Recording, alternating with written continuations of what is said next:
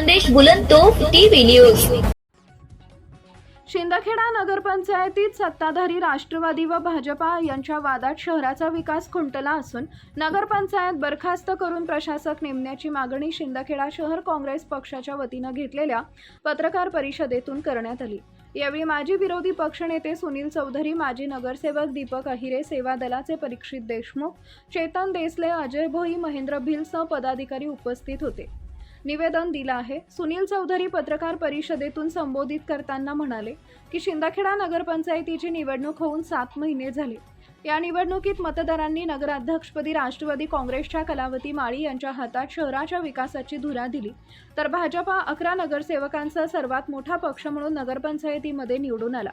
वास्तविक पाहता राज्यामध्ये राष्ट्रवादी काँग्रेस व भाजपा हातात हात घालून सत्तेत असताना देखील 7 महिने झाले तरी देखील राष्ट्रवादी काँग्रेस व भाजप एकमेकांवर आरोप प्रत्यारोप करत आहेत। त्यामुळे शहरात एकही विकासाचं काम होत नसल्याचं चित्र आहे। सत्तेतील राष्ट्रवादी काँग्रेस व भाजप एकमेकांवर कुरघोडी करताना दिसत असून शहरातील जनतेला मात्र विकासापासून वंचित ठेवण्याचं काम होते।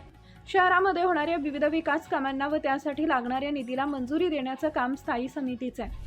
7 महिन्यांमध्ये 2 वेळा स्थायी समितीची बैठक बोलावण्यात आली, मात्र स्थायी समितीमध्ये असलेल्या विषयांबाबत अजेंड्यावर विषय सविस्तरपणे नमूद नसल्याचं कारण सांगून भाजपच्या सभापतींनी बैठकीला अनुपस्थित राहून नाराजी व्यक्त केली।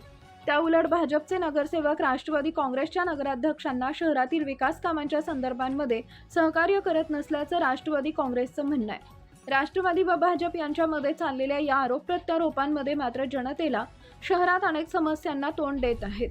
शहरात प्रथम 21 कोटी रुपये खर्च करून देखील पाणी योजना पूर्णपणे कार्यान्वित झाली नाही। या योजनेचे ठेकेदार तेजस कन्स्ट्रक्शन्स याने अपूर्ण अवस्थेत ही पाणी योजना असताना कोणती ट्रायल न घेता लोकार्पण केलं।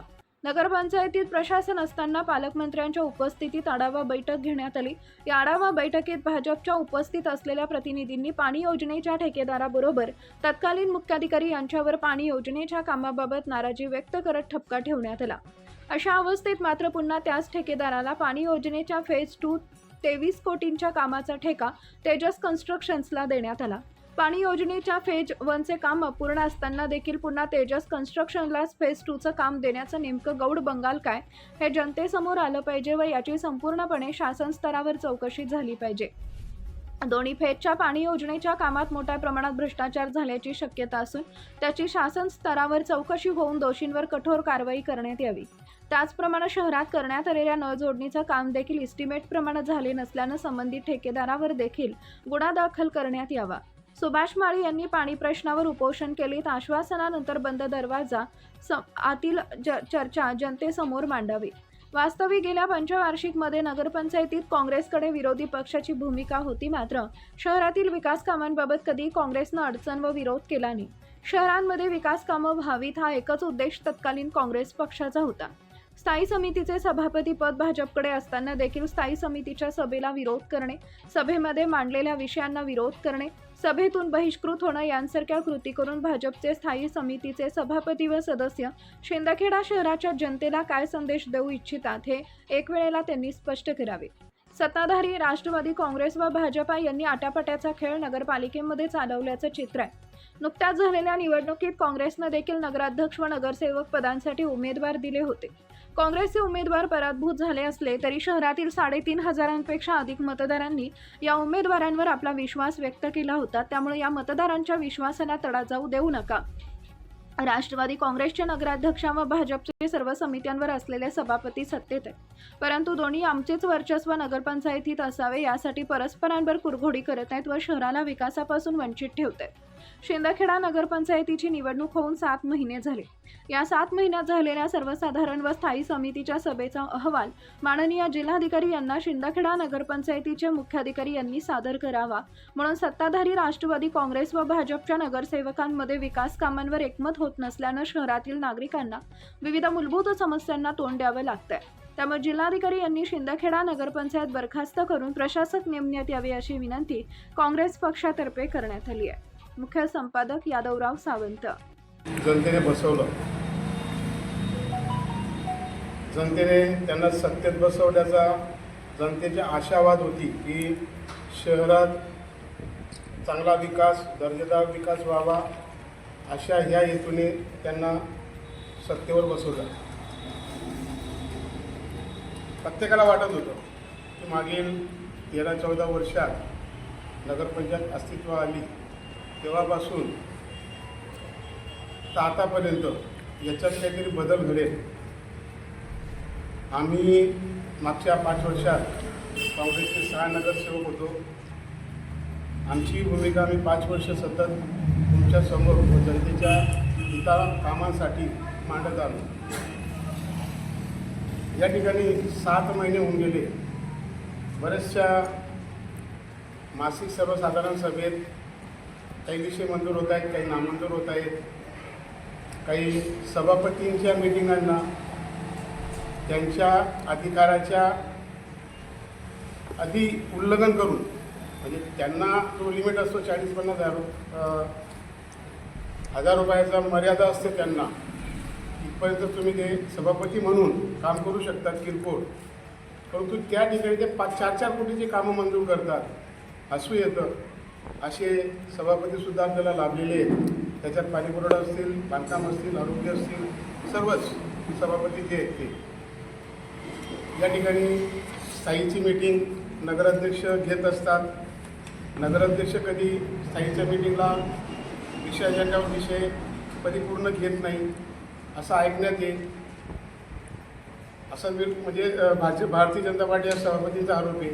कधीतरी ऐन वेळेस पुरवणी जोडतात. पण असो, तुम्ही चर्चेला तर बसा. स्थायीच्या मीटिंगला चर्चेला बसा. नगराध्यक्षाच्या तुम्हाला जी कामं मंजूर करायची मंजूर करा, जे नामंजूर करायचे नामंजूर करा आणि जनतेच्या पुढे मांडा, पत्रकारांपुढे मांडा की हे विषय मंजूर झाले, हे नामंजूर झाले. परंतु आज 7 महिन्यात आज पावसाळा तोंडावरून गेला. या ठिकाणी मुरुम टाकण्याची गरज आहे. बऱ्याचशा बोरीच्या मोटरी काढण्याच्या नियोजन कोणाला दिलं गेलं नाही. ते अपूर्णावस्थेत रखडलेले शहराच्या हा जनतामध्ये असंतोष निर्माण होत आहे. कदाचित त्यांना पश्चातापाची वेळ जात असेल की आपण कोणाला निवडून दिलं. तर असे सन्मान्य सभापती आणि नगर अध्यक्ष यांनी या ठिकाणी जनतेचा कुठेतरी विचार करावा आणि समन्वय साधून तुम्हाला सेवा करण्यासाठी तिथं पाठवलं आहे. नगरपंचायतच्या मेवाकडे बघू नका, सेवा करा, अन्यथा तुम्हाला जनता माफ करणार नाही. या ठिकाणी 5 वर्षापासून आम्ही म्हणत होतो की ठेकेदाराने निकृष्ट असं काम केलेलं आहे. तरी देखील त्या ठेकेदाराला सत्ताधारी पक्षाने त्यावेळेस पाठीशी घालून बिलं अदा करून घेतली.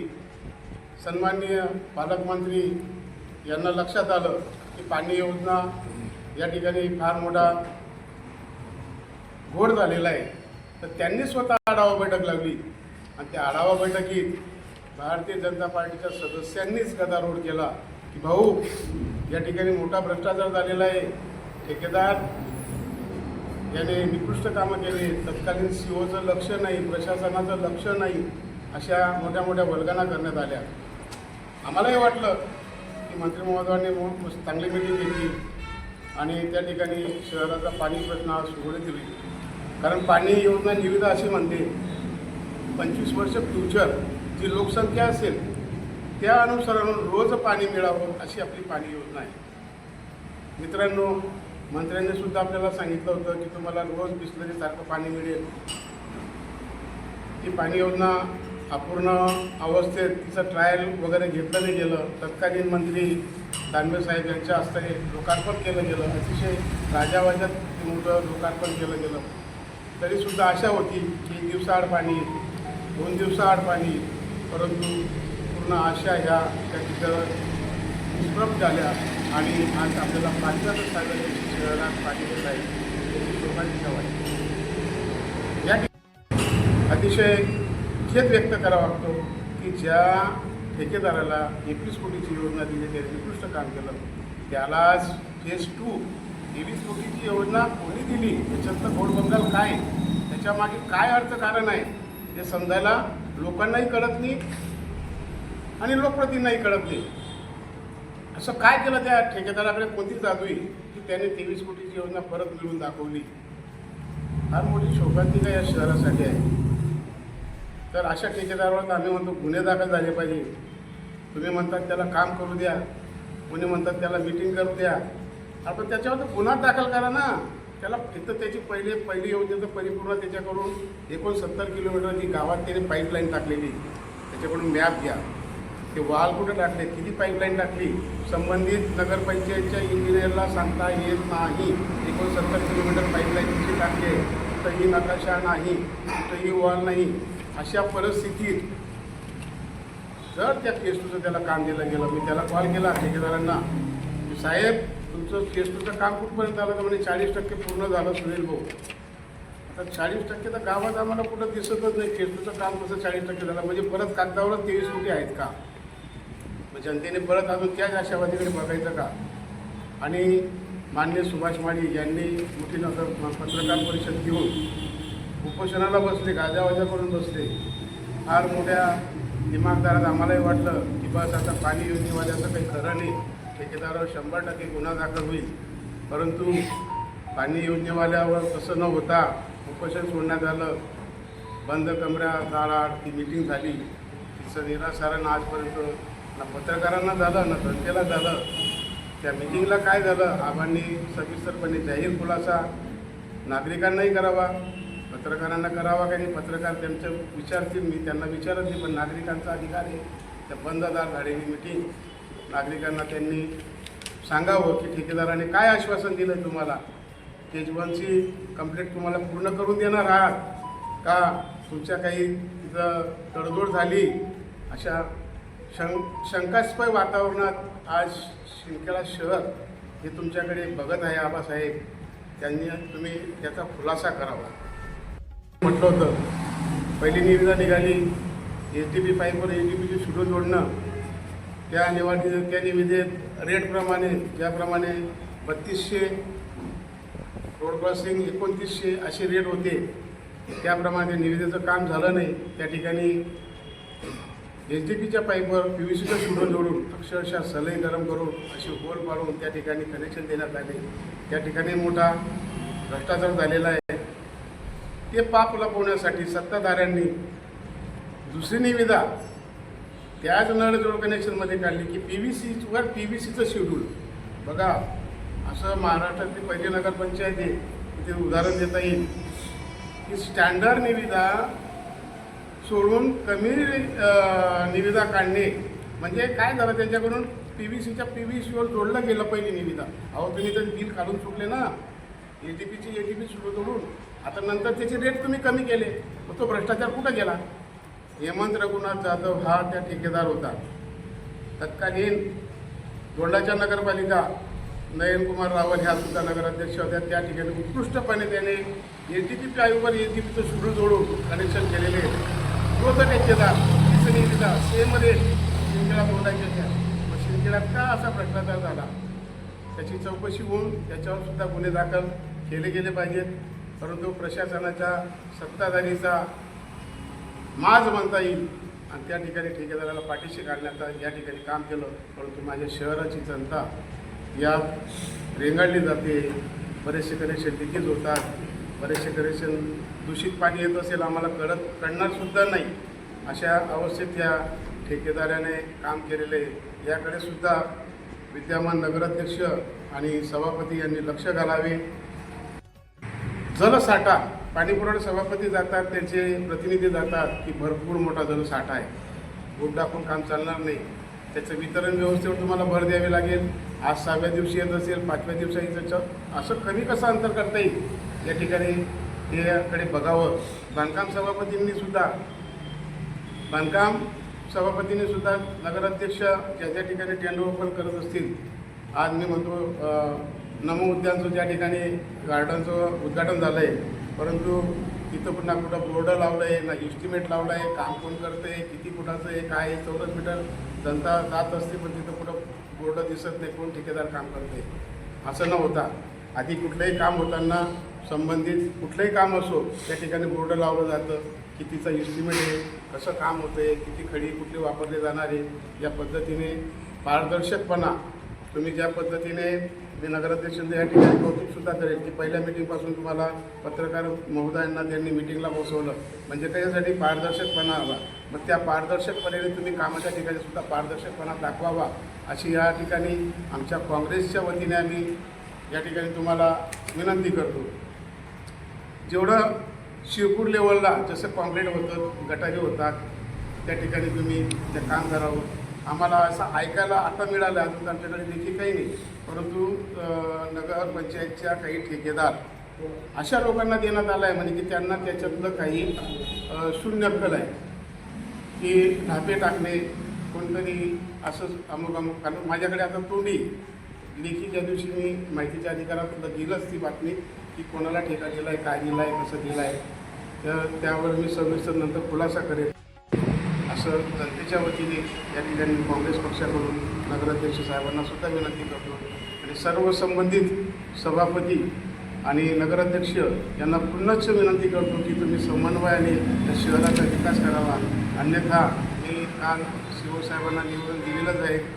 जे 6 महिन्यात जो तुमच्याकडे आढावा बैठक येईल, जो सर्वसाधारण सभा असेल, सहीची सभापती असेल, सभापतींचे विषय असतील, तुमच्याकडे कागदावर जो अहवाल असेल तो कलेक्टरकडे पाठवा आणि जिल्हाधिकाऱ्यांच्या निदर्शनास आणून देऊन नगरपंचायत बरखास्त का करू नये. कारण 7 महिन्यापासून जनताच्या गटारी भरलेल्या आहेत, कोणाचे ढापे तुटलेले आहेत, कोणाचे काय तुटलेले आहेत. अशा अवस्थेत जनता तुमच्याकडे विद्यमान नगरसेवक जेव्हा मला काल बोलले शिवसाहेब की दीपक देवरे यांनीच ढापे टाकण्यासाठी निवेदन दिलेले. आता यात मला कळत नाही, जोपर्यंत तुमचे सभापती ढापे टाकायला ताईला मंजुरी देतील तोपर्यंत तुम्हाला खूप लाभ भेटणार. म्हणजे भारतीय जनता पार्टीच्या सदस्यांमध्ये त्यांच्यासुद्धामध्ये एकमत दिसत नाही.